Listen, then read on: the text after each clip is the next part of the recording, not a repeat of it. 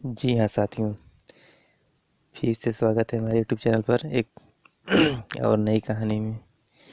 आज की एक और मज़ेदार और रोमांचक कहानी है।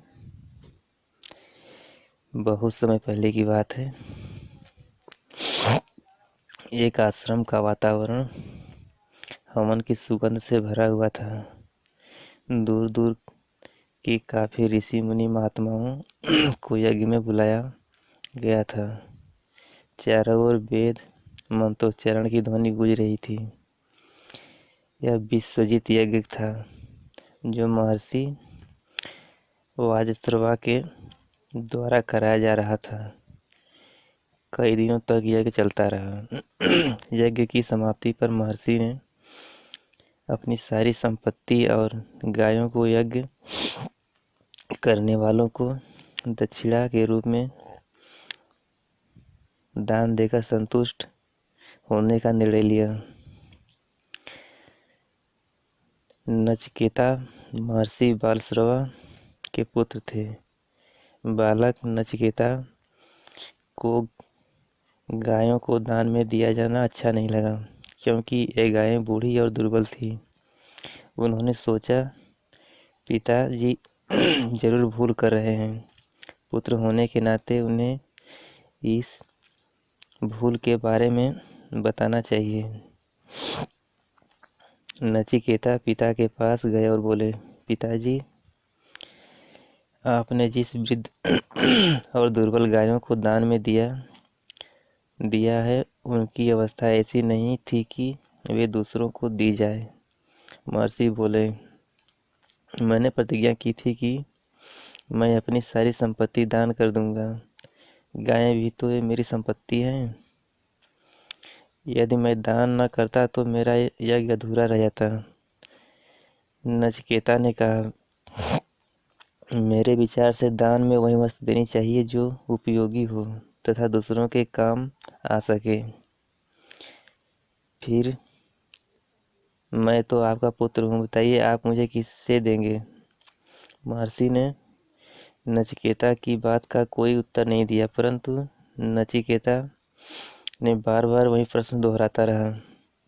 महर्षि को क्रोध आ गया। वे झल्लाकर बोले, जा, मैं तुझे यमराज को देता हूँ। नचिकेता आज्ञाकारी बालक थे। उन्होंने निश्चय किया कि मुझे यमराज के पास जाकर अपने पिता के वचन को सत्य करना है। यदि मैं ऐसा नहीं करूँगा तो भविष्य में मेरे पिताजी अपमान होता रहेगा, सम्मान कभी नहीं होगा।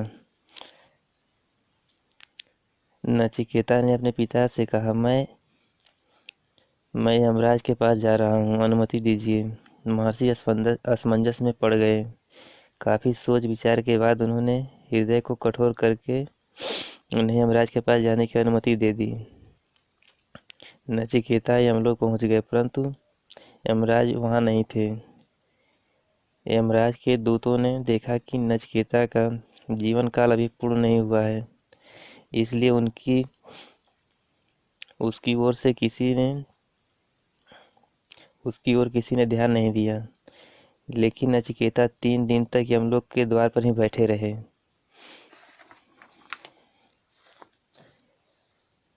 चौथे दिन जब यमराज ने बालक नचिकेता को देखा तो परिचय पूछा।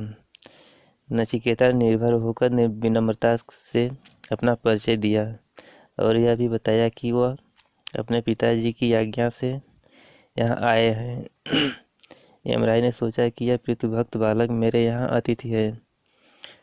मैंने और मेरे दूतों ने घर आए हुए इस अतिथि का सत्कार नहीं किया। उन्होंने नचिकेता से कहा, हे ऋषि कुमार, तुम मेरे द्वार पर 3 दिनों तक भूखे प्यासे पड़े रहे। मुझसे 3 वर मांग लो।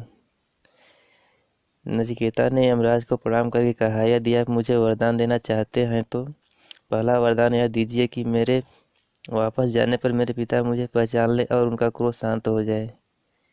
यमराज ने कहा, तथा अस्तु। अब दूसरा वर मांगो।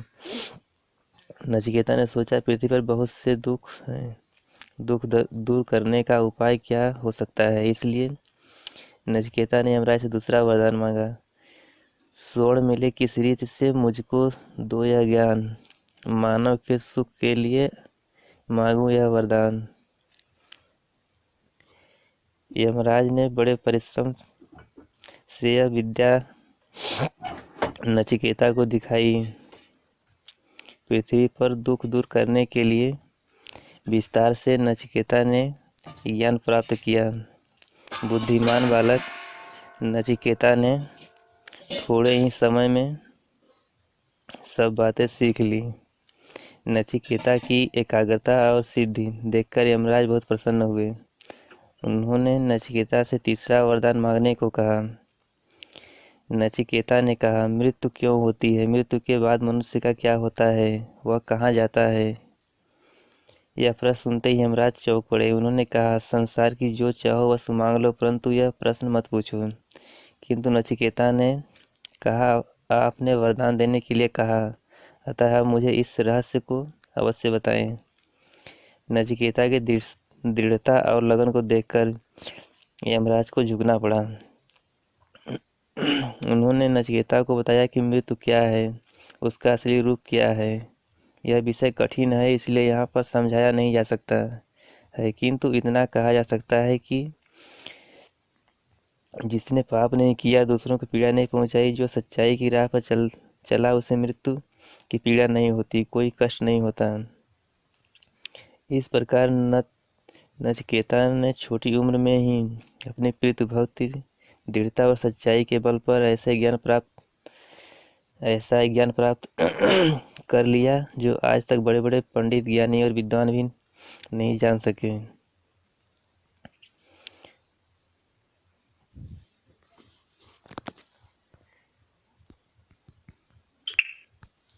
अगर वीडियो पसंद आए तो लाइक करें, चैनल को सब्सक्राइब करें। फिर मिलते हैं नेक्स्ट वीडियो में।